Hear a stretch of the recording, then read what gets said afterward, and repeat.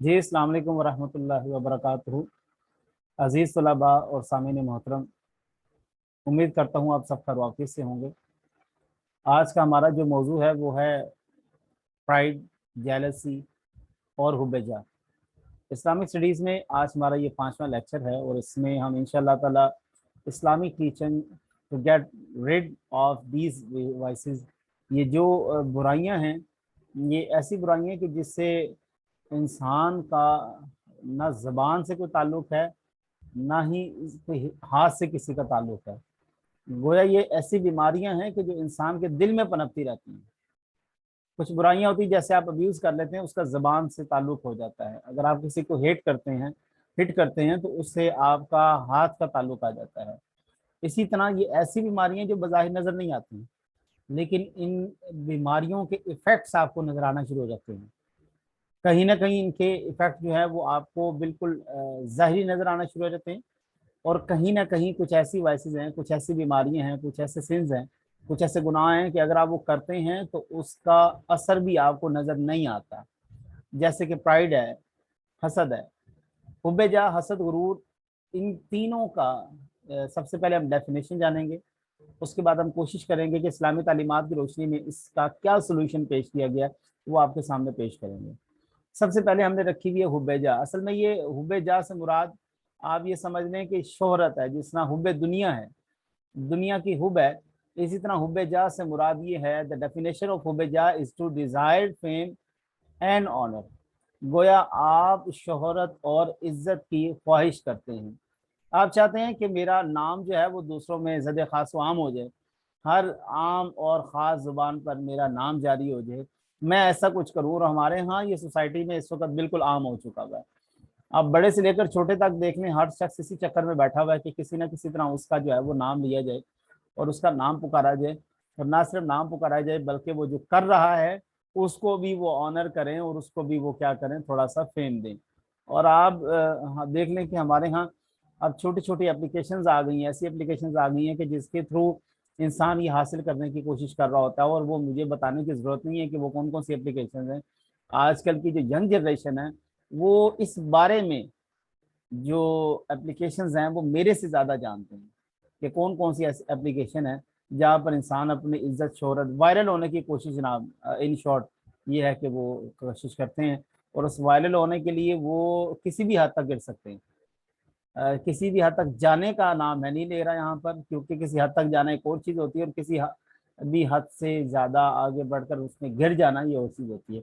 हुब्बे-जा से मुतल्लिक इमाम गजाली का बड़ा मशहूर कौला फरमाता है कि शोहरत का मकसद और हकीकत लोगों के दिलों में अपना मकाम बनाना है, और ये ख्वाहिश हर फसाद की जड़ होती है।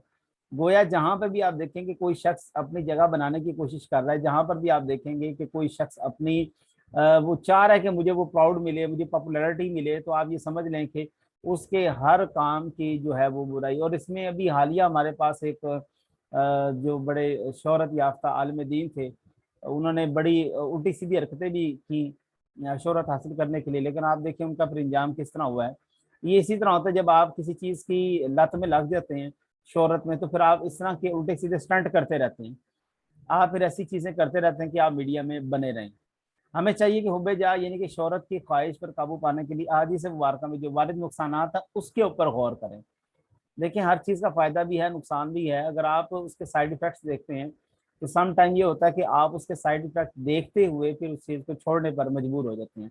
तो कुरान पाक में अगर आप देखें तो कुरान पाक में अल्लाह तबारक तआला ने इरशाद फरमाया, औज़ु बिल्लाहि मिनश शैतानिर रजीम, ला तहसबन्नल्लज़ीना यफ़रहूना बिमा अतव व युहिब्बूना अन युहमदू बिमा लम यफ़अलू फला तहसबन्नहुम बिमफ़ाज़तिन मिनल अज़ाबि व लहुम अज़ाबुन अलीम। सूरत अल इमरान की ये आयत मुबारक है जिसमें अल्लाह तबारक तआला इरशाद फरमाता है, हरगिज़ ना समझना इन्हें जो खुश होते हैं अपने किए पर और चाहते हैं कि बेकिए उनकी तारीफ किए जाए, कुछ करें भी ना और उनकी तारीफ हो जाए, ऐसों को हरगिज़ अजाब से दूर ना जानना, इनके लिए दर्दनाक अजाब है।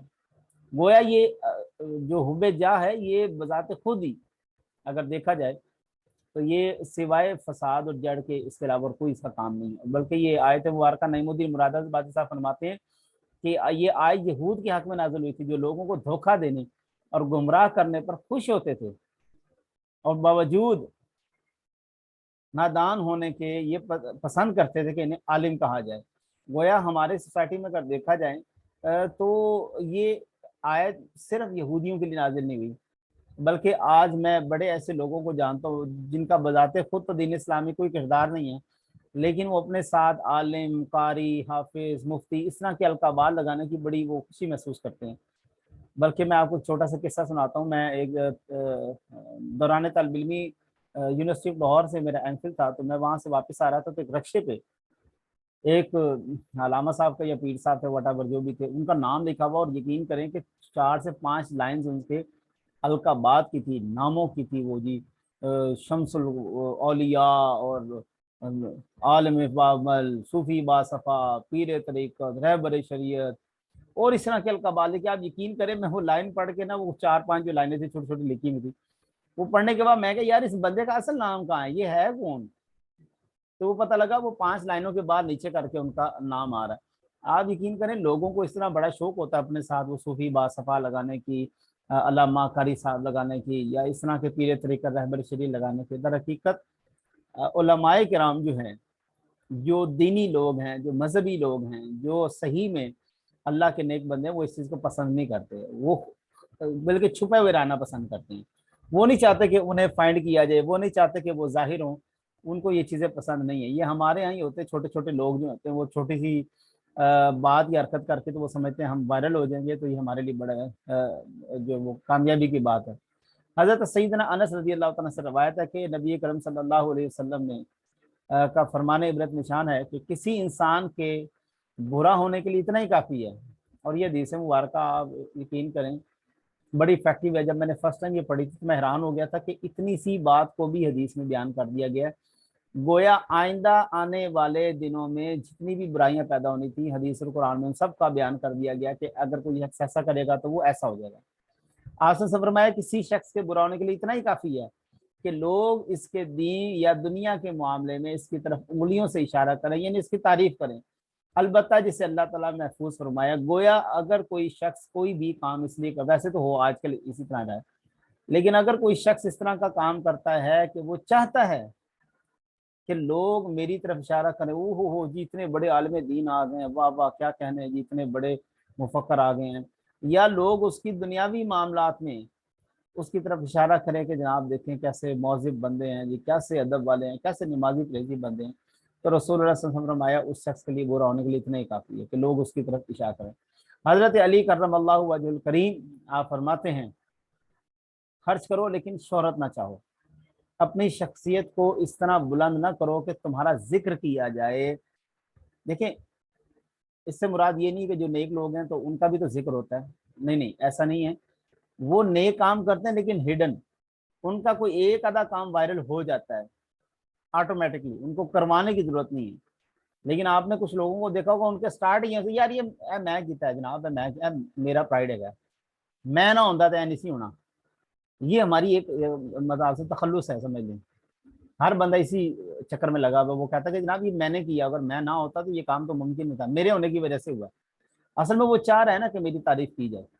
لیکن جو بزرگان دین ہے جو اللہ کا ذکر، اب دیکھیں اس طرح تو پھر حضرت علی کی بڑی شہرت ہے، حضرت عمر کی بڑی شہرت ہے، تو حضرت ابو بکر صدیق کی بڑی شہرت ہے، تو کیا انہوں نے شہرت کے لیے کیا؟ نہیں، انہوں نے بلکہ چھپایا۔ اور دیکھیں حضرت بی بی فاطمہ کے بارے میں وہ جو آپ نے 3 دن غریب مسکین اور محتاج کو جو کھانا دیا تھا، اپنا روزہ آپ نے خاموشی سے افطار کر دیا، تو وہ اللہ نے ان کی نیکی کو اٹھایا۔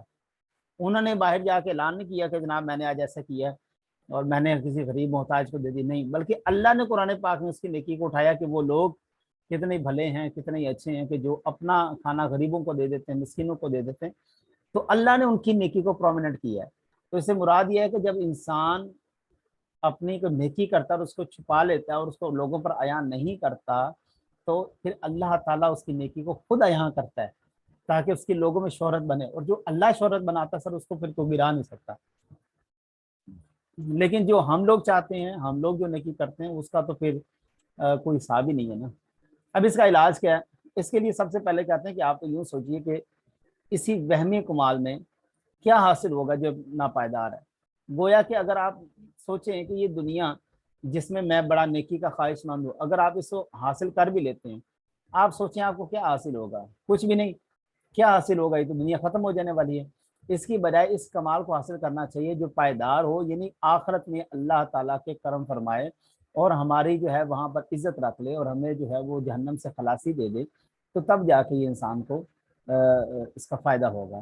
مثلا وہ کہتے ہیں، آپ چھوٹا سا مسئلہ سمجھیں کہ اپنے نقائص پر نظر رکھنا، جو لوگ اپنے پر تنقید کرنے والے ہوں ان کی باتوں پر غور، ان کو غور سے سنا جائے، بلکہ ایسا نہ ہو کہ آپ ان کے اوپر تکبر اور غرور کی وجہ سے ان کے ساتھ لڑ پڑیں، بلکہ جو آپ کے نقص نکالتے ہیں، جو آپ کے اندر برائیوں کو تلاش کرتے ہیں، ان کو سنیں اور اس جو برائی سے وہ جو بیان کر رہے ہیں آپ کے اندر، اس سے نصیحت پکڑیں۔ اور میں نے جو اس سے پہلے لیکچر دیا ہوا ہے اصلاح نفس، اس میں بھی میں نے یہی بات کی کہ انسان کو ہمہ وقت اس لیے تیار، اس کی چیز کے لیے تیار رہنا چاہیے کہ میرا جو ہے وہ احتساب کیا جائے گا، پلس اگر کوئی شخص میری کوئی برائی بیان کرتا ہے، برائی سے مراد یہ ہے کہ اگر میرے اندر وہ نقص دیکھتا ہے اور اسے بیان کرتا ہے تو مجھے اس کو سننا چاہیے اور اصلاح کا دروازہ اوپن رکھنا چاہیے، اور ہر وقت ہمیں چاہیے کہ ہم اس کو اپنے آپ کو اصلاح کے لیے تیار رکھیں۔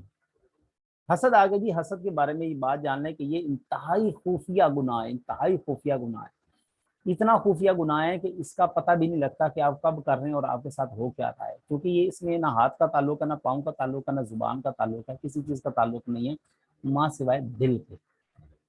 حسد کی تعریف اگر دیکھیں تو وہ کہتے ہیں کسی بھی دینی یا دنیاوی نعمت کے زوال، یعنی اس کے چھین جانے کی تمنا کرنا، یہ خواہش کرنا کہ فلاں شخص کو یہ نعمت نہ ملے، اس کا نام حسد ہے۔ حسد صرف اس چیز کا نام نہیں ہے، حسد علم کے حوالے سے بھی آ سکتا ہے، حسد آپ کے پاس شہرت کے حوالے سے بھی آ سکتا ہے، حسد اور بھی بڑی چیزوں کے حوالے سے آ جاتا ہے۔ ہم کسی کا اچھا گھر دیکھ لیں ہمارے دل میں حسد آ جاتا ہے، ہم کسی کو کوئی انعام ملتا ہوا دیکھ لیں ہمارے دل میں حسد آ جاتا ہے کہ یار یہ اس کو کیوں ملا ہے، یہ تو مجھے ملنا چاہیے تھا، یہ تو اس قابل بھی نہیں ہے، سمجھ رہے ہیں؟ حالانکہ اللہ بہتر جانتا ہے کون کس کے قابل ہے، لہٰذا یہ سب سے بڑی بیماری ہے۔ اور آپ ذرا غور کریں، قرآن پاک میں اللہ تعالیٰ فرماتا ہے ام یحسدون الناس علی ما آتاہم اللہ من فضل فقد آتینا آل ابراہیم الکتاب والحکمۃ وآتیناہم ملکا عظیما، یہ لوگوں سے حسد کرتے ہیں اس پر جو اللہ تعالیٰ نے انہیں اپنے فضل سے دیا ہے۔ اگر آپ قرآن پاک میں دیکھیں تو وہ عاصم بن برقیہ کا ایک بڑا مشہور قصہ ہے کہ جب حضرت سلیمان علیہ السلام نے کہا کون ہے جو میرے لیے یہ تخت اور لے کر آئے گا، تخت بلقیس، تو اس میں عاصم بن برقیہ نے کہا کہ جی میں لے کر آؤں گا، فرمایا کتنی دیر میں؟ انہوں نے کہا جی آپ یوں پلک جھپکیں آپ کے سامنے تخت آ جائے گا۔ جب تخت آ گیا تو آپ نے فرمایا کہ آصف اپنی اس بات کو، یہ جو تم نے کیا ہے تو اس کے اوپر ذرا توجہ کر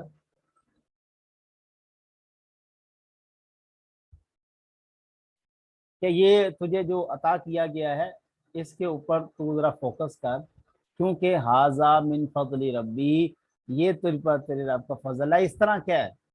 یہ سوائے فضل کے اور کچھ نہیں ہے۔ تو سامعین محترم، قرآن پاک میں اللہ تعالیٰ شاہ فرماتا ہے کہ یہ جو دیا ہے وہ میرے فضل سے دیا گیا ہے۔ ہم نے تو ابراہیم کی اولاد کو کتاب اور حکمت بھی عطا فرمائے تھے اور ایک بہت بڑا ملک بھی عطا کیا تھا۔ گویا یہ جو عطا ہوتی ہے وہ اللہ تعالیٰ ہی کی طرف سے ہوتی ہے۔ اب آگے فرماتے ہیں حسد نیکیوں کو کھا جاتا ہے۔ سیدنا ابو ہریرہ رضی اللہ تعالیٰ عنہ سے روایت ہے کہ نبی کریم علیہ الصلوۃ والسلام نے فرمایا حسد سے دور رہو، کیونکہ حسد نیکیوں کو اس طرح کھا جاتا ہے جس طرح آگ خوش لکڑی کو کھا جاتی ہے۔ اب یہ اس کی مثال دیکھیں کیسے خوبصورت ہے کہ آپ نے حسد کیا، نہ آپ کی آنکھ کو پتہ ہے، نہ آپ کی زبان کو پتہ ہے، نہ آپ کے ہاتھ کو پتہ ہے، کسی چیز کو نہیں پتہ، آپ نے دل ہی دل میں ایک بات کو سوچ لی، امیجنیشن کر لی اور اس کو سوچ کے حسد کیا، اور آپ کو یہ پتہ بھی نہیں لگے گا کہ آپ کی نیکی کب کیسے ختم ہو گئی۔ اب خشک لکڑی کو آگ کیسے لگتی ہے یہ مجھے بتانے کی ضرورت نہیں ہے، کیونکہ یہ آپ سب کو پتہ ہے کہ اتنی تیز پیٹرول کو بھی شاید آگ نہ لگتی ہو جتنی تیزی سے خشک لکڑی کو آگ لگ جاتی ہے، اور وہ اتنی جلدی بھسم ہو جاتی ہیں، اتنی جلدی بالکل سڑ کے راکھ ہو جاتی ہیں کہ ہمارا وہ تصور بھی نہیں ہے۔ اب حسد کے علاج کے لیے جو 5 چیزیں انہوں نے بیان کی، سب سے پہلے توبہ کر لیجیے، گویا حسد بلکہ تمام گناہوں سے توبہ کر لیجیے کہ اے اللہ تیرے سامنے اقرار کرتا ہوں کہ میں اپنے فلاں بھائی سے حسد کرتا تھا، تو میرے تمام گناہوں کو معاف فرما دیجیے۔ نمبر 2، دعا کیجیے کہ یا اللہ میں تیری رضا کے لیے حسد سے چھٹکارا حاصل کرنا چاہتا ہوں، تو مجھے اس باطنی بیماری سے، کیونکہ یہ ظاہری بیماری نہیں ہے، یہ جسمانی ہے، تو یہ باطنی بیماری سے شفا دے اور مجھے حسد سے بچنے کی استقامت دے۔ रज़ा इलाही पर राजी रहें, जो अल्लाह ताला ने दे दिया उस पर राजी रहें। अपने भाई को जो नेमतें मिली उस पर खुश हों, उस पर हमें खुश होना चाहिए, और जो आपको नेमतें दी उस पर आप अल्लाह ताला का शुक्र अदा करें। उसके ऊपर भी प्राइड, गुरूर, इस तरह की चीज़ें आप ना करें। हसद हसद की तबाहकारियों पर नज़र रखें कि हसद अल्लाह ताला और उसके रसूल सल्लल्लाहु अलैहि वसल्लम की नाराज़गी का सबसे पहले और बड़ा सबब है। हसद से नेकियां ज़ाया होती हैं, और हसद से ही ग़ीबत, बदगुमानी, चुगली जैसे गुनाह सरजद होते हैं, और हसद से रूहानी सुकून बर्बाद हो जाता है। तो देखिए, इंसान की दो ज़िंदगी हैं, एक जिस्मानी एक रूहानी है। अगर आप जिस्मानी के लिए अच्छे कपड़े पहनते हैं, जिस्मानी ज़िंदगी के लिए अच्छा मेकअप करते हैं, जिस्मानी ज़िंदगी के लिए अच्छा खाते हैं, पीते हैं, सर्व करते हैं, सब कुछ करते हैं, तो वो इसलिए करते हैं कि आपकी ज़िंदगी में सुकून आ जाए। इंसान एसी इसलिए लगाता है, गाड़ी इसलिए परचेज करता है, ये तमाम चीज़ें कि उसकी ज़िंदगी में थोड़ा सुकून है। लेकिन वो अपनी बातनी ज़िंदगी के ऊपर तवज्जो करना छोड़ देता है, जिससे वो इंसानियत के दायरे से बाहर निकल जाता है। फिर वो एक जानवर किसी उसके अंदर फितरत पाई जाती है कि वो उठता है, खाता पीता है अपने सुकून के लिए बस। लिहाजा जितनी जिस्मानी सुकून पर तवज्जो करनी चाहिए, उतनी हमें अपने जो है वो रूहानी सुकून पर भी तवज्जो करनी चाहिए। अपनी मौत को याद कीजिए कि अनकरीब मुझे अभी अपने ये ज़िंदगी छोड़कर अंधेरी कब्र में उतरना। मौत की याद जो है तमाम गुनाहों को बिलखसूद हसद से छुटकारा देती है। नबी करीम अलैहिस्सलाम की हदीस मुबारक भी है कि कब्र जो है वो इंसान को दिन में 10 या गालिबन 20 मरतबा याद करती है कि आप ए इंसान तूने मेरे पास आना है, लिहाजा मेरी क्या तूने तैयारी की है, यहाँ की होलनाकियाँ, यहाँ की चीज़ें तुझे याद करनी चाहिए। अलगर सामिन मोहतरम, इंसान को जो मौत है वो बहुत कुछ सिखा देती है, और मौत के हवाले से तो बड़ी चीज़ें मेरे खुद भी सामने रही हैं। मैंने ऐसे लोगों को भी देखा है कि जो कभी पहाड़ की तरह खड़े हुए थे, और जब उनको मौत की फ़िक्र लाहिक होती है, जब इंसान 50-60 साल की उम्र में जाता है, तो वो जनाब सिवाय मौत के फिर उसको याद कुछ नहीं रहता। लेकिन सर उस वक़्त ना बड़ी देर हो जाती है। कोशिश ये करनी चाहिए जवानी में इसी को इंसान पकड़े। तकब्बुर और गुरूर, तकब्बुर और गुरूर भी एक ऐसी चीज़ है कि जी इसका भी ताल्लुक दिल के साथ है, और यकीन करें कि आप हैरान होंगे कि सिवाय आपके और अल्लाह के किसी को नहीं पता आप तकब्बुर कर रहे हैं। ये सम टाइम ऐसी ऐसी फीलिंग होती है। सम टाइम पता भी लग जाता है लोगों को कि यार ये ज़रा ना थोड़ा दिखावा कर रहा है, ओवर एक्टिंग कर रहा है। लेकिन सम टाइम, बल्कि मैक्सिमम टाइम जो है वो हमें यूँ ही लगता है कि ये हम ही कर रहे हैं, और आप ही को पता होता है और अल्लाह की ज़ात को पता होता है। खुद को अफजल समझना दूसरों से, और दूसरों को अपने मुकाबले में हकीर समझना, ये भी तकब्बुर का नाम है, गुरूर का नाम है। रसूलुल्लाह सल्लल्लाहु अलैहि वसल्लम ने शाह फरमाया, अल किब्रु बातरुल हक़्क़ि व गमतुन नास, यानी तकब्बुर हक की मुखालफत और लोगों को हकीर जानने का नाम है, इसे तकब्बुर कहते हैं। और इमाम रागिब अस्फहानी लिखते हैं कि तकब्बुर यह है कि इंसान अपने आप को दूसरों से अफजल समझे। जिसके दिल में तकब्बुर पाया जाता है उसे मुतकब्बिर यानी कि मगरूर कहते हैं, मगरूर इंसान। कुरान पाक के अंदर अल्लाह तबारक तआला ने कहा, फरमाया इन्नहु ला युहिब्बुल मुस्तकबिरीन, बेशक अल्लाह ताला मगरूर इंसान को पसंद नहीं करता। और जन्नत से शैतान को निकाले जाने की मेन रीजन, वजह भी तकब्बुर है, गुरूर है, कि उसने खुद को अफजल समझा, और जनाब आदम अलैहिस्सलाम के बारे में उसने कहा कि अल्लाह मैं इसको सजदा करूं कि जो मुझसे हकीर है, और मैं इससे अफजल हूँ। तूने मुझे आग से पैदा किया, इसको तूने मिट्टी से पैदा किया, और अब तेरी डिमांड है मैं इसको सजदा करूँ। ऐ अल्लाह मैं तुझे तो सजदा करूंगा, लेकिन इसको मैं सजदा नहीं करूंगा। हालांकि अल्लाह ताला यही उसके ऊपर वाज़ेह करना चाह रहा था कि सबसे अफजल, सबसे बेहतर, सबसे बेहतरीन सिर्फ अल्लाह की ज़ात है। गुरूर हो, तकब्बुर हो, बड़ाई हो, ये सब कुछ अल्लाह को सूट करती है, जो हर चीज़ का मालिक है, जो कायनात का, जहानों का, गैलेक्सीज का, हर चीज़ का मालिक, वो छोटे से छोटे जर्रे से लेकर बड़ी से बड़ी शय का मालिक अल्लाह ताला है। ये उसके मुंह के अल्फाज हैं और इसे खूबसूरत लगते हैं। इंसान की ये औकात नहीं है कि वो इस तरह का तकब्बुर और गुरूर करे जो एक गंदे नुत्फे से पैदा किया गया है।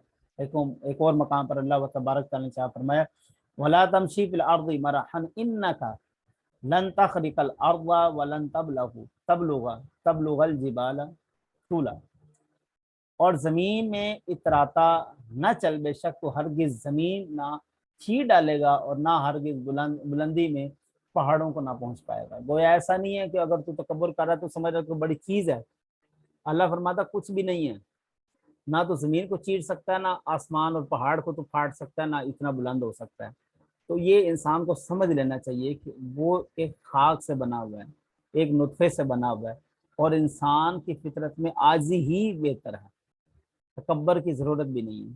اور کافر متکبرین کے بارے میں ارشاد فرماتا ہے فَادْخُلُوا أَبْوَابَ جَهَنَّمَ خَالِدِينَ فِيهَا فَلَبِئْسَ مَثْوَى الْمُتَكَبِّرِينَ، اب جہنم کے دروازوں میں جاؤ کہ ہمیشہ اس میں رہو تو کیا ہی برا ٹھکانہ مغروروں کا۔ گویا انسان سر نیکی بھی کر رہا ہے، نماز بھی پڑھ رہا ہے، روزے بھی رکھ رہا ہے، نمازیں بھی پڑھ رہا ہے، ہر چیز کر رہا ہے، زکوٰۃ بھی دے رہا ہے، لوگوں میں خیرات بھی کر رہا ہے، آٹے بھی تقسیم کر رہا ہے، لیکن تکبر کرتا ہے، یہ تمام کی تمام اس کی نیکیاں ضائع چلی جائیں گی، ضائع چلی جائیں گی، اس کا کوئی فائدہ نہیں ہے۔ یہ ایسے ہی ہے کہ آپ بنیاد خراب کر دیں، جتنا مرضی بلند ترین عمارت کھڑی کر لیں، جتنی خوبصورت ٹائلیں لگا لیں، جتنا خوبصورت اس کے اندر کچن، واش روم، آفیسز جو مرضی بنا لیں، سر جب بنیاد کچی ہے تو وہ سب کے سب گر جائے گی۔ اب کوئی شخص یہ کہ یہ کیا بات ہو گئی، میں نے ساری زندگی اتنا صدقہ خیرات کیا ہے تو ایک تکبر کی وجہ سے میرا یہ کیوں ضائع ہو رہا ہے؟ تو بھائی اگر آپ اس کو دیکھتے ہیں تو آپ دنیاوی مثال دیکھ لیں نا، کہ دنیا میں اگر آپ کسی چیز کی بنیاد ہی غلط رکھتے ہیں تو پھر آپ کیا سوچتے ہیں کہ آپ اس کو کیسے صحیح کھڑا کر لیں گے؟ تکبر کی تین اقسام، ایک اللہ و تبارک تعالیٰ کے مقابلے میں ہے، اور ایک رسول اللہ صلی اللہ علیہ وسلم یا رسولوں کے مقابلے میں ہے، اور ایک ہے بندوں کے مقابلے میں۔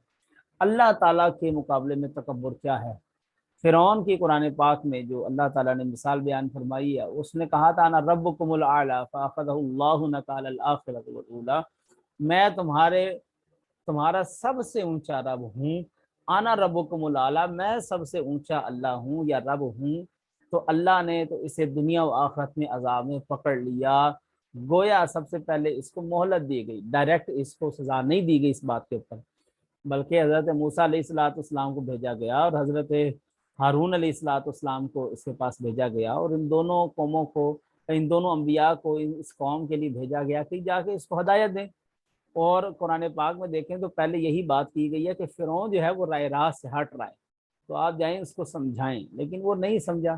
تو آپ اس کے سامنے دیکھ لیں کیا عبرت کا نشان پھر اللہ تعالیٰ نے بنایا، آج تک وہ پھر مصر کے جو ہے وہ عجائب گھر میں پڑا ہوا ہے۔ رسولوں کے مقابلے میں تکبر کیا ہے سر؟ رسولوں کے مقابلے میں تکبر یہ ہے کہ پہلے لوگ رسولوں کو کمتر سمجھتے تھے، اور وہ کہتے ہیں احاذ الذی بعث اللہ رسولا، کیا یہ ہیں جن کو اللہ نے رسول بنا کر بھیجا ہے؟